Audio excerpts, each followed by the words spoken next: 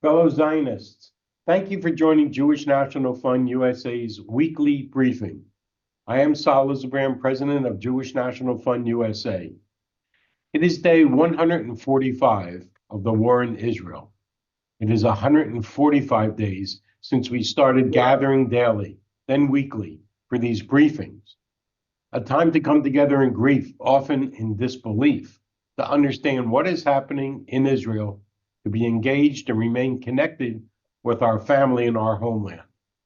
But even after 145 days, we continue to find the spirit and resilience of the Jewish people. And though we know the road ahead is long, we at Jewish National Fund USA commit to build together. During these difficult days, we established this initiative to rebuild communities in the Israel envelope, to honor the memory of those lost and give hope for the survivors when they return home. Together, we will create a secure, beautiful haven that all residents will want to return to and continue to increase the population in the critical southern region, displaying to the world the unity of our Jewish people, of Zionists everywhere. Our first guest tonight is Colonel Richard Kemp, commander of the Order of the British Empire. Colonel Kemp spent most of his 30-year career in the British Army fighting terrorism and insurgency.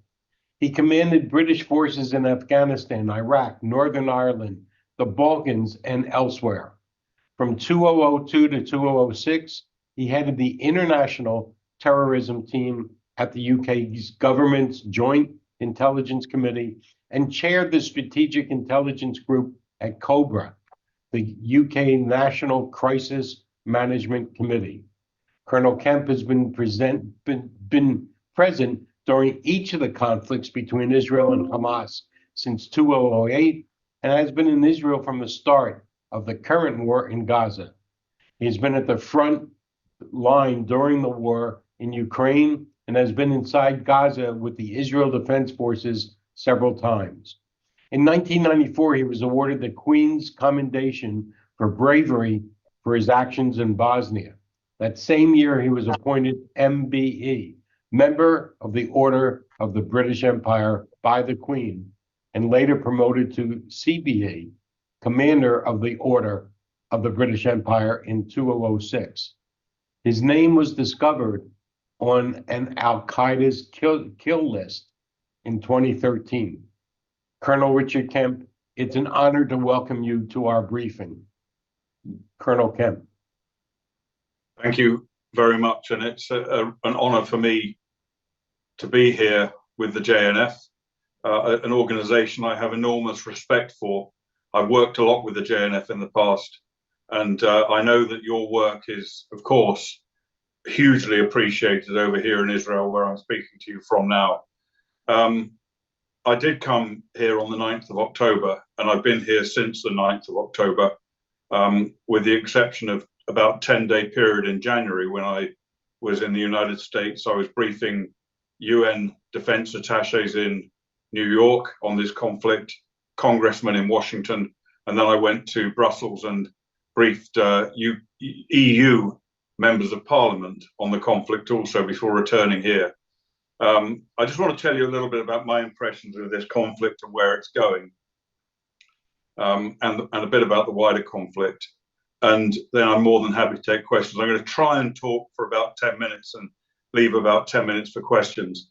But I do love the sound of my own voice, so I apologize if I go on a little bit longer than 10 minutes. I'll try not to. Since I've been here, I visited some of the worst places hit on the 7th of October, very early on, when there were still raw sites with bullet-ridden cars lying around the streets, blood stains, houses completely destroyed, as many of them are now, and indeed some corpses still lying around in the streets. Not, I would say, corpses of Israelis, but corpses of some of the terrorists that hadn't been cleared up by that point. I also have traveled extensively in Israel. I've visited a number of military units in the north on the Lebanese border, spoken to commanders and soldiers, same around the Gaza border. And I've had many meetings with politicians and military leaders, etc., in Israel to try and get the best possible picture I can, which I will do my best to convey to you now. And I should also add that I've been into Gaza itself a few times since the ground war began, and therefore I've been able to get an up-close picture of the way the IDF is fighting this war. And I'll try and also explain that to you from my perspective. And I look at these things. Obviously, I'm a very strong supporter of Israel. You've got to choose your side, and I've chosen the right side. But I also do try and look at this conflict from an objective, professional, military point of view. I've been living in the Carlton Hotel since I arrived, most of the time in Tel Aviv, which some of you may know. And it's been essentially a refugee camp with refugees from Kiryat Shimona in the north and from Ashkelon in the south, who have been well looked after in hotels right the way across Israel, including the Carlton. And my main contribution to the refugees has been to act as a Shabbat Goy, operating the elevator sometimes for those people who need to use it on Shabbat. So I'm a very proficient Shabbat Goy if anyone ever needs one. But I've been to Israel many times in my life, and I've always had a great affection for Israel and for Israelis. But that's, if anything, it's increased dramatically in my time living right up close with ordinary Israeli people, not just politicians, generals, diplomats, media, etc., which I've been more used to.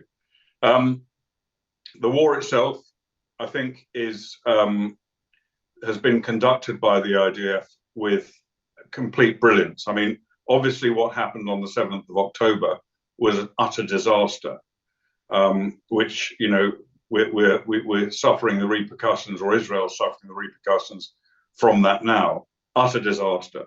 But despite, among that disaster, there was some immense bravery that we shouldn't neglect when we think about what happened there. Some incredibly brave people. I've met a large number of them who took their lives into their own hands and went down to save their fellow Israelis in these various locations around the Gaza border. But since then, as I said, the IDF has fought with great brilliance. They've eliminated something like probably 50 or 60%, possibly even more, of the Hamas fighting capability, which is around about 10, 15,000 terrorists have been killed by the IDF, and a lot more have been wounded. At least that number has been wounded and incapacitated by their wounds, and then a large number have also been taken prisoner. So a major hit to the Hamas terrorist organization. Numerous tunnels have been destroyed, and vast quantities of terrorist munitions. The cost has not been low. It's been, you know, there's over 200 Israeli soldiers have been killed in this fight. I'm very sorry to say, and it is a tragedy. Every single Israeli soldier that dies is a great tragedy. But what I would say is, if you compare the ratios of deaths and wounding from each side, Israel is very, very clearly winning this conflict. And the IDF, when the war began, knowing the objectives they had, expected there to be far higher Israeli casualty rate in this war than there has been. They were thinking about thousands by this point, not the low hundreds. And I think that shows the professionalism of the IDF. I've seen it with my own eyes. And I know that there are senior commanders, generals from armies around the world, including the US, who have been studying this campaign already. They've been here to learn lessons about how the IDF does it. Another tragedy, of course, is the Palestinian civilian casualties in Gaza. We don't know how many. We do know it's quite a large number. I think the numbers coming out of the Gaza Health Ministry, in other words, Hamas, are probably exaggerated. I don't know how much they're exaggerated. But one thing we do know is they don't differentiate between civilian casualties and combatant casualties, nor do they differentiate between the people, the civilians that have been unfortunately killed as a result of Israeli military action, and the very large number of civilians also that have been killed by Hamas, direct murder, either direct murder by Hamas against their own people, or indeed, in some cases, by rockets dropping short. I think something like 13% of Hamas rockets have dropped short, and some of them will have killed civilians inside Gaza. But if you do take roughly what the Hamas medical authorities' figures are, and you compare them to the Israeli estimates of the number of terrorists they've killed, in other words, you subtract the terrorists from the number of civilians killed, then you end up with, contrary to what you hear in the media every day, of indiscriminate killing, war crimes, deliberate murder of civilians by the IDF, you end up with a figure that looks like pretty much the lowest civilian to combatant casualty ratio in any conflict since the Second World War in an urban area. And that is, if this is correct, we'll find out in the fullness of time. But if that's correct, it looks like it kind of, I think it illustrates, if anything, the immense measures that the IDF are going to minimize civilian casualties. I won't go into all that now, we don't really have time, but they are impressive, and it's contrary to all the stuff you get in the media. As to how progress is going in this very, very complicated battlefield, and it is probably the most treacherous, difficult, demanding, complex battlefield any army has ever had to fight over because of its urban warfare. It's always very dangerous. It's got this massive tunnel structure underneath. I've been into these tunnels underneath Gaza, and they are incredibly difficult places to fight in. Plus, of course, you've got the civilian population to be concerned about, and you've got another dimension that's pretty much unknown in modern warfare, is a large number of hostages, which also have to be taken into account by military operational planners. And then, of course, you've got the spotlight of the world, media, UN, human rights organizations, all desperate to show that Israel is committing war crimes. All of this adds to the complexity. And then you must add the fact that Hamas is working to try and get the Israelis to kill as many of their own civilians, as many Gazan civilians as possible, in order to bring down the condemnation of the world against Israel, a very well-known tactic by them. Anyway, the IDF have pushed through Gaza from north to south. They've destroyed vast quantities of Hamas, as I've mentioned, and now they're on the cusp of entering Rafah, which is going to be the most complex situation they face because of the very, very large number of civilians. The IDF have to go into Rafah. They may not go in immediately because there may be a pause while there's a hostage release program, possibly. I don't know whether that's going to happen or not. But either way, whether there's a pause or not, the IDF will have to go into Rafah and destroy the Hamas elements that remain there to finish the job. There's no option apart from that. And certainly the view I get from Israeli military and political leaders is that's what's going to happen. Then, of course, before that, it'll be necessary to move civilians, as many civilians as possible, out of that area to reduce civilian deaths. And the IDF have developed very comprehensive plans to achieve that. Afterwards, then the IDF will have to take control of the whole of Gaza completely, which will be a long process. There's an insurgency developing in the north with small groups of Hamas terrorists appearing in places that have been previously cleared. This is all going to have to be dealt with over a long period of time, possibly months, possibly years even, to maintain absolute control over Gaza. But it's not going to be the level of intensity we're dealing with right now. It's going to be a much lower level of intensity, I believe, with a permanent IDF presence inside Gaza to prevent a rise again of Hamas or their successors. On top of that, of course, there's got to be some arrangements made to control Gaza from a point of view of reconstruction and looking after the people of Gaza, feeding them, getting them water and all that sort of stuff. And that's a problem that I don't think is yet even coming close to being solved. But maybe there's a period of chaos between when this intensive level of fighting ends and some kind of proper form of governance is established inside Gaza. Briefly up in the north, there's been an intensification of Hezbollah actions. Of course, Hezbollah, like Hamas, Islamic Jihad, are controlled by, well, not controlled necessarily, but are sponsored, supported, and to an extent directed by Iran. That, as I say, is intensifying.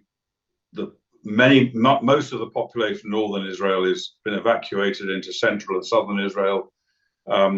They can't go home until that problem's dealt with. The IDF have done enormous damage to Hezbollah in the north, probably to the extent now where they won't be able to achieve the thing that is feared most, which is a replication of 7th of October from the north, because they've done so much destruction to Hezbollah's commando forces in the north. And also there are now 3 combat divisions of the IDF based up in the north to prevent that happening. A very strong defense. Whether there's going to be a conflict there, I don't know. I don't think either Israel wants to initiate a conflict at the moment, nor do I think that Iran or Hezbollah want to initiate a conflict. So it may be that things are suppressed with roughly the current level of military activity, possibly with some kind of diplomatic, at least temporary resolution, which sees elements of Hezbollah pushing up north towards the Litani River. Your guess is as good as mine as to whether that will happen. In summary, that's the kind of the 2 major fronts that we're looking at. Of course, we've got the Houthis from Yemen firing missiles not only at shipping in the Red Sea, but attempting to fire missiles into Israel. None of those missiles have succeeded in their intention, and they've been essentially shot down either by Israel or, in one case, Saudi Arabia and the Americans. I don't consider that problem to be an immediate threat, a significant threat to Israel as it is to the shipping in the Red Sea. And of course, we also have Iranian-controlled proxies in Syria, which have made attempts to attack Israel without great success.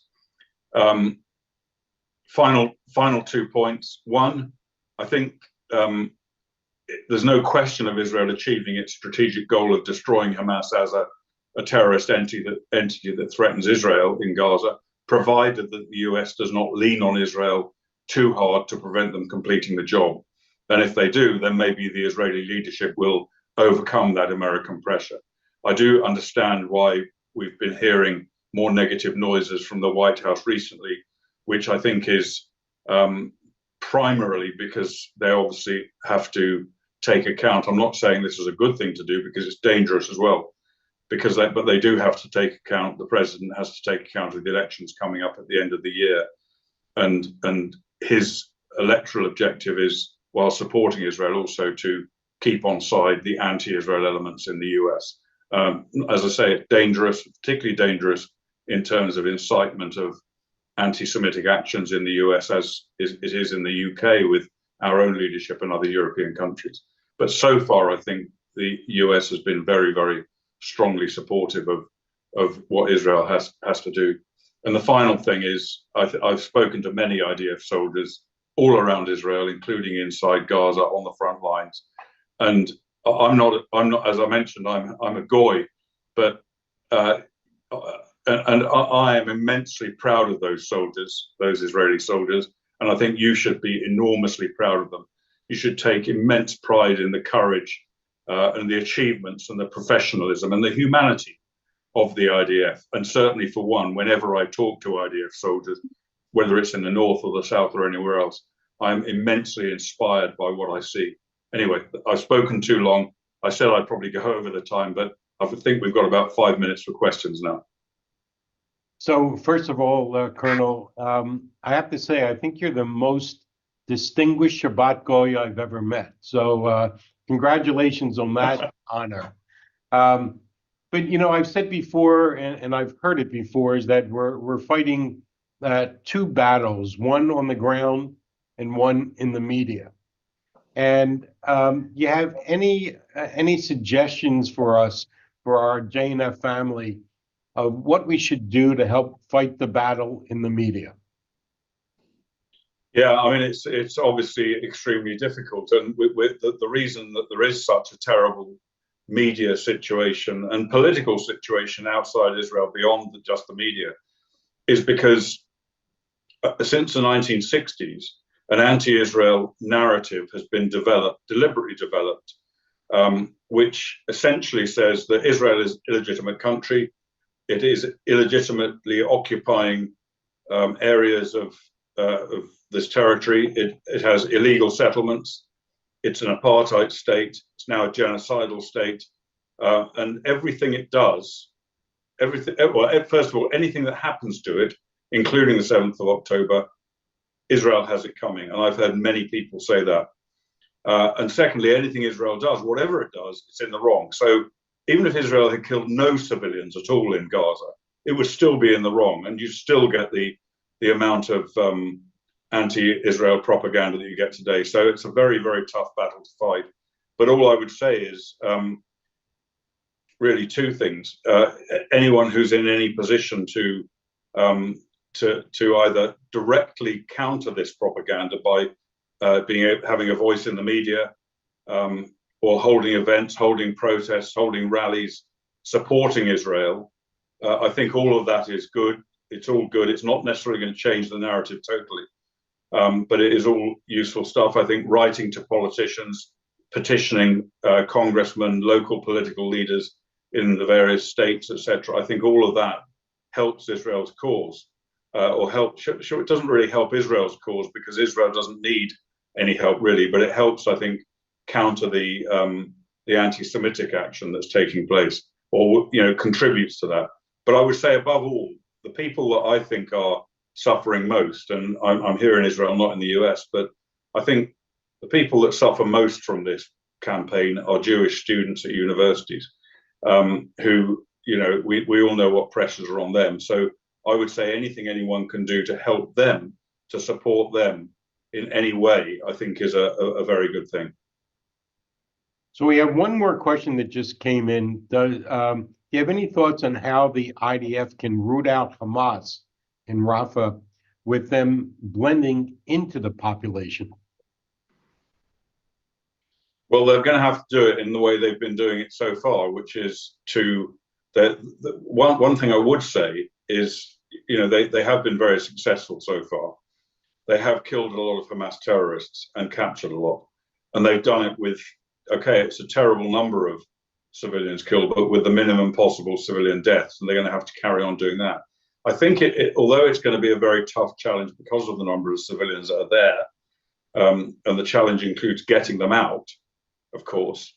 But over the course of the campaign so far, the roughly 4 months or more of the war that's been going on now, the IDF has gained, excuse me, the IDF has gained a great deal of intelligence from computers, from phone systems, from interrogating prisoners, numerous other sources, electronic sources.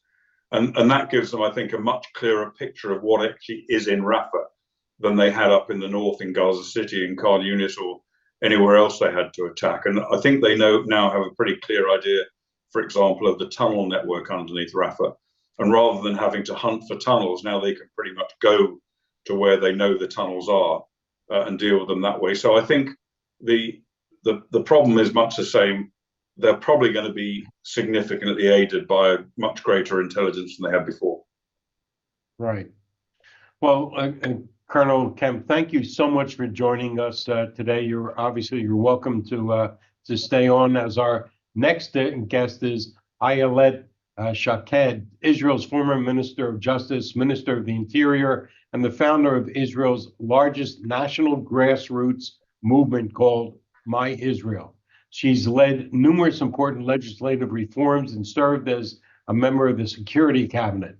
Ayelet was named by Forbes Israel as Israel's Woman of the Year in 2017 and 2018.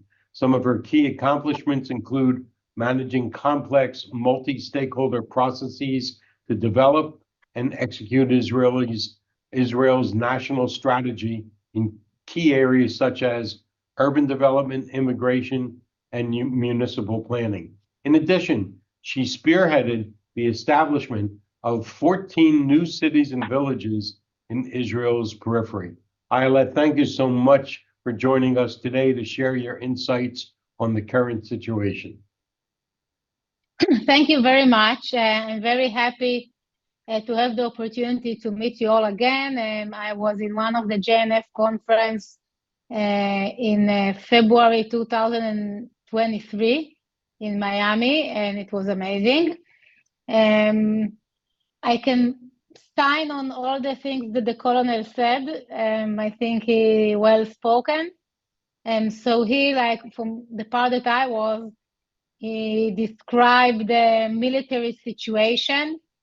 I can just emphasize to the question that you had that we must take over Rafah, because you know all the weapons, the rockets, the missiles, everything is getting in Gaza from the border with Egypt.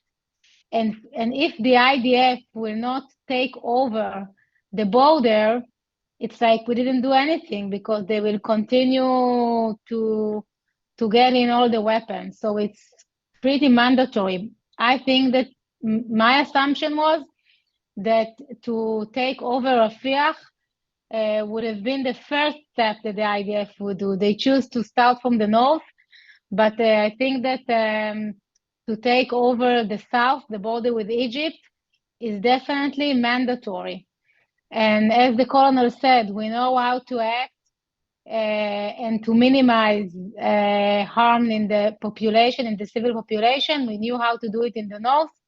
We know how to do it also in the south. This is one important point that I want to emphasize. You know that right now there is a negotiation about a hostage deal. I hope that we will agree to do some kind of agreement. I'm really concerned mainly about the women there. There are young women there. We probably know them by the names already. And all elderly and wounded young people. So we definitely need to get them out as soon as possible.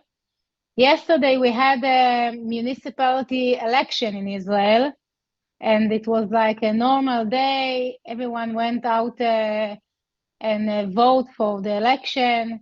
And no big surprises in the results, but it's just an example to show you that the life here continue.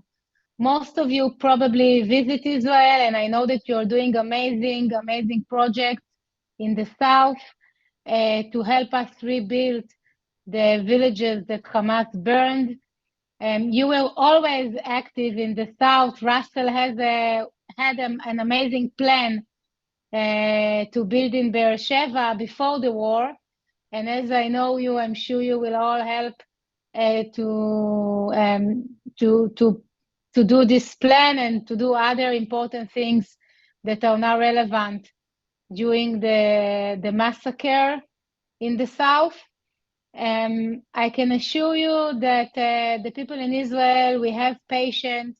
We know that it will take more time, but we are willing to sacrifice the huge, sacrifice that we are doing. As the colonel said, the IDF soldiers are amazing boys and girls that really fight every day and with a full spirit and a strong spirit. And we hope to finish them. It's not there yet, but assume that we will do it. We definitely appreciate all the support that the President Biden gave us. I'm a politician, so I know the constraints that he has in his party, and I understand that sometimes he helps Israel, although his political base, and they don't support it, and we are seeing it now, the demonstration against Biden from his own base. But it's really important that you will strengthen him and strengthen the voices in the US that support Israel. I can tell you that here in Israel, we see what's going on in the Ivy League, and it's pretty depressing. But the solution is not to surrender or to give up, it's to fight back. So some of you are doing that, and it's really helpful, and we appreciate it. Let's take questions. So, Ayelet, we hear that the resilience of the Israelis are, it's just incredible, the Israeli people, and those that were forced out of their homes destroyed in the south, that most of them want to move back. They want to be there. Is that what you're hearing also as you travel through the country? Definitely. Most of the people from the south and from the north, they want to go home. They want to rebuild their villages. You know that we just talked about the south, and you know that next week, actually everyone they can come back to their homes in the south. In the north, it's more problematic since we still have a severe conflict with the Hezbollah. Most of the people in the north are still can't come back. In the south, there is trauma, mainly to families with kids, with small kids. We see that young people and elderly they want to go back. We have some problems with families with small children. They feel really in trauma.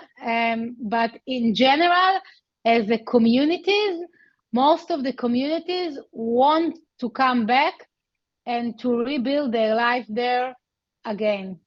As I said, we have a huge problem in the north.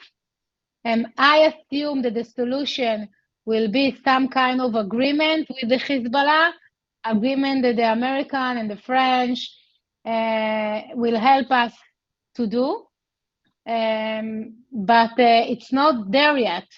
So on next week, actually, next week, all the communities, they can come back to the south and most of them will come back, but in the north, not yet. So what's the feeling of those in the north? What are they anticipating? What are they being told? So, they just don't know. I just met today a few families from the north. They are living in a small village on the border. And they just said, okay, we left. We thought that we are living for a month or two. And it's just, we believe that we will need to stay in the center till the end of the year. They just don't know the future. And actually, no one knows the future, even though the prime minister or the minister of defense, because of course that we prefer to finish the conflict with an agreement. And it's pretty obvious and a huge consensus in Israel that we need that the Hezbollah will go north from the Litani River. If we can do it with an agreement to enforce 1701, the UN resolution, and by the way, we can't count on international forces or on the Lebanese army. The IDF needs to enforce the resolution. So if we were able to do such an agreement, then it is better. It is better than to start a new front in the north. But to tell you the truth, no one knows what will happen. And you mentioned how involved JNF-USA is in the South and also in the North. But is there anything that you would like to relay to this leadership that's on the Zoom now, that'll be watching the Zooms later? Is there anything that you want to convey to the JNF family that you would like to see us do? First of all, I really want to say thank you because, you did it even before the war. You put the focus on the Negev and on the Galilee, like on the south and the north. You have the wisdom to help the communities in the Negev and in the Galilee. And right now, when the war started, it really warmed our hearts to see all the activities that you are doing. And actually, the job, like, the projects, you're familiar with the communities, you're familiar with the municipalities. So just to encourage the communities that they will have like the environment, the good and warm environment to come back in the south and in the north. And I mean, you can help in building houses and like public buildings, and also to fund programs to the kids, to the families, in order, to strengthen their security or their feeling. But actually, from what I see, I'm following Russell reports and I'm following what you're doing. So I see that you're just doing the right thing. So thank you for that. Well, we were there, as you mentioned before. We're there now, and we certainly have big plans for the future. So, thank you so much for joining us. One sentence. The family of my husband, they are from Kibbutz Gonen. And in Kibbutz Gonen, you have an amazing project. You know the project? To be like a culinary academy?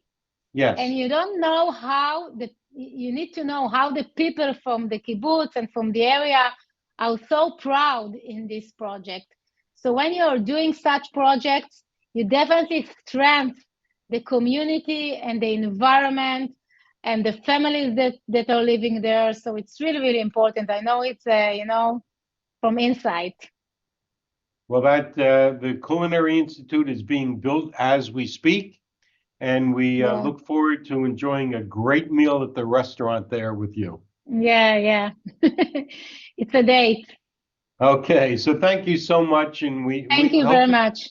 We'll call on you again in the future, and thank everyone for joining us and being part of our resilience campaign. I want to remind everyone that the discounted tickets for the global conference for Israel are available only through March 1st. Our conference this year will be in Dallas, Texas from November 14th to November 17th. Join all the folks you see on your Zoom boxes for an in-person weekend with thousands of fellow Zionists from around the world for a conference filled with solidarity, inspiration, riveting speakers, and so much more.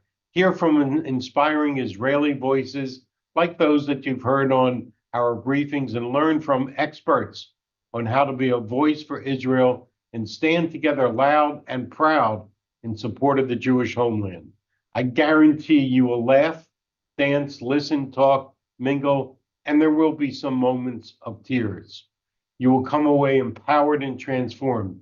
I'm so proud to share that hundreds have already registered to join us and register at jnf.org/global. Of course, you don't have to wait until November to take action and to be inspired. Join one of our JNF-USA volunteer missions, working in farming fields, assisting in civil defense logistics, visiting wounded and evacuee families. Our missions are nearly sold out through May, but you can still register for a volunteer mission through August for a chance to be on the ground for a deeply meaningful, impactful visit. Visit jnf.org/volunteeril. Our next weekly briefing will be 1 week from today, Wednesday, March 6th, at this time and at the same Zoom address. I'm Yisrael Chai.